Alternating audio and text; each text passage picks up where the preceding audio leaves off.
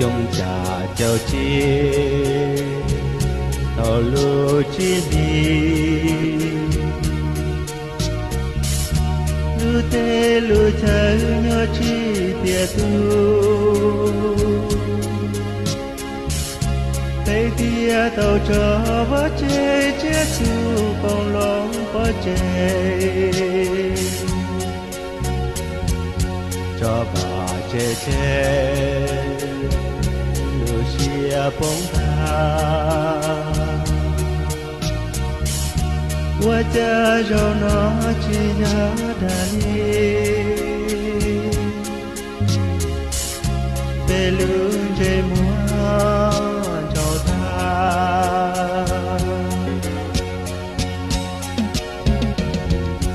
để tỏ trong chia thì đó muốn chia cái bùa nhiều nắng kia của đồng thư bê lu của mùa bóng tha kia chỉ tàu trong nắng thư chỉ yên ra nghe nhua của tu giàu chạy chỉ sợ lu cha đa tu mò đại nia xuân dia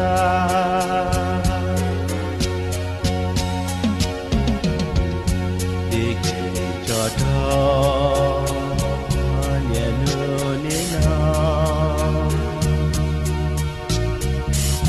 bây tia chín đó luôn mua tê cha bây rong li chia cánh đua chi bây tia chi mùa của dùa muôn hô về tàu trở ta mua nhỏ trở về lưu tây chờ bao đôi ý rơn gì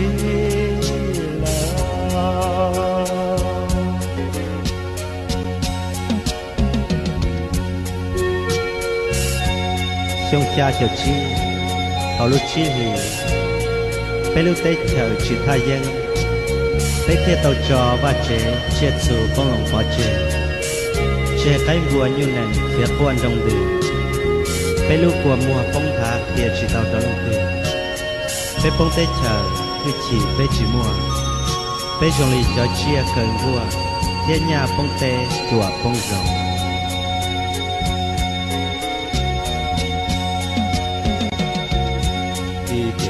cho cho nhẹ nửa ní nào bê tia trên thơ lúa múa tê cha bê rong lì chia cánh gua hứa chi bê tia trên mùa của dùa muôn hô tàu trở ta mua nhỏ trở về lưu tế chờ bao đua ý rơn gì là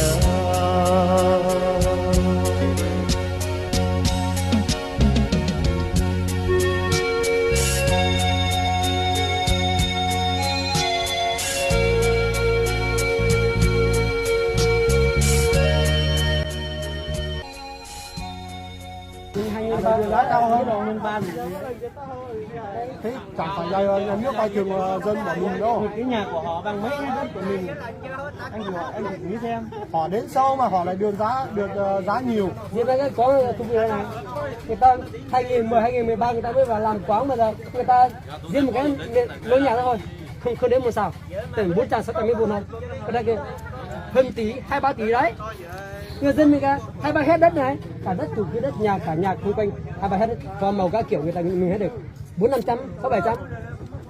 Đây có công bằng hay không? Đấy.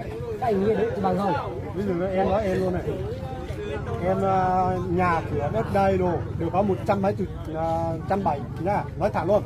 Mà riêng cái nhà táng của ông Trừ đây được 400 mấy, anh xem được không? Nhà táng nha, ông Trừ ông ở ngoài Trung Á, ông công an của xã đây này này, ông làm một cái nhà táng đây không có vá bao chê, mà riêng một cái nhà như là chuồn trâu nữa thôi, 400 mấy. Thế bọn em không biết xúc không? Mà bọn em ổn định nhá, có hộ khẩu đàng hoàng, ổn định nhá.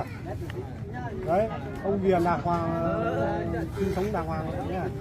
Mà được có 100 mấy triệu. Sự tao không lý đây. Mà riêng cái lô đất là không được tiền nữa. Nhiều cảnh quyền nhân hết thì có cái đấy gọi em không đi là đúng rồi. Riêng nhá, em nói thật, bọn em đang bức xúc là cái việc đó, nếu mà anh mà vào khống chế một cái đánh cũng đánh, giết cũng giết. Không phải đâu. Chỉ là có cho mà chẳng á. Rồi mà sẽ sản xuất thì mình lấy không đúng thì chúng ta không đặt nữa. Mà đúng.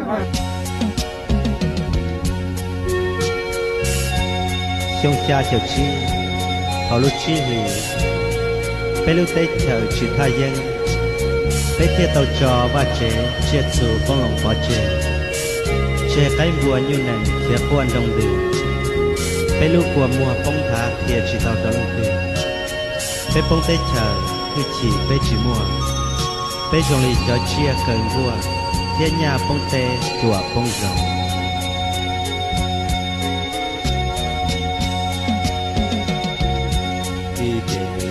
Cho nhẹ hơn đi nào bé tia trên thơ lúa múa tê chơi bé trong ly chia cánh cua hứa chi bé tia trên mùa mùa dùa mùa nô tàu trở ta mua nhỏ trở về lưu tế thơm đó